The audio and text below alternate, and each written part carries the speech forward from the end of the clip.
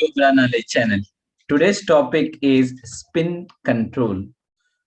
First, we can learn how to enable this from tab called developer. To do that, there are two ways to do it. One way you can go to file and you can go all the way to options, and from there you have customize ribbon. You can have a click on it, and then you have something called developer. Since I have already enabled it, so you make sure that if it default it will not be enabled, make sure that you enable this one. Once you have, you can add many add-ons and all that. Just give okay. And now that this is the developer tab, let me introduce what is the developer tab. Has got, you can introduce the macro, you can do visual basic, you can add the macro recording, and you can also do many add-ins. You can add it, you can do many more future import and all this you can do. So in this lesson, since we are talking about spin control, all you need to do is you need to go to insert. Let me go to developer tab, go to developer tab, and then you have a spin, I mean insert. In the insert, let me just delete this one and come back to you and explain that how to enable it. So this is the data set I have. I have the details for car, and car like Maruti, Hyundai and all that. This is the model, and this is in Indian rupees. For example, 5,93,000 and all that.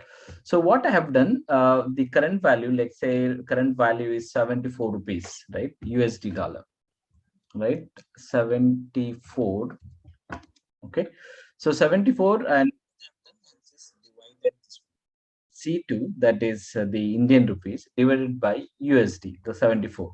That means 8,000 rupees, 8,000 USD, and which is equivalent to 5.93 lakhs. That is Indian rupees. So I have a data which I need to have a control of, because the dollar goes up and down and all that. So this is the declaration I have, and how to enable this spin control. So as I said, you can just scroll. I will go to the right and I will click on insert and add this one. So I'm just adding here. Okay, once you add it, you can just right click on it. Let me right click on this button. You have very last, you have format control. Have a click on format control, and this is the value you are getting it. Current value is 0, minimum is 0 and all that. Current value we have 74.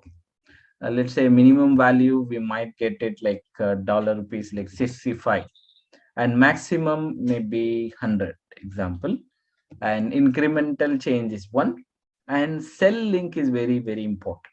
It will take that link and do increment. So I'm just adding this value, that is F2, enter it and give overall enter. So make sure that the minimum value is there, I mean current value is there, minimum value, maximum value, and all that. How to do that? So this now spin control setting is ready. One second, setting is ready. Let's see how we can enable it. Okay. So what we need to do is just do a decrement. For example, 75, automatically all these value dynamically getting changed. For example, if I select decremental value like 74, you can see that the value is getting changed, right? And again the value is getting changed, the value is getting changed, 72, 71, 70, 69, 68, 67. So automatically this is the counter is getting decremental, and automatically the values are dynamically getting changed. Same goes for the gold also as well. Let's say if I increase this one, let's say the USD getting increase, so automatically this also the values will get dynamically will change. This is how we can use it. So in your thing where you have a data and it gets applied dynamically, then this spin control will be very much useful for you. I hope you enjoy, you like this video. Please do like, share, subscribe my channel. You have wonderful day ahead.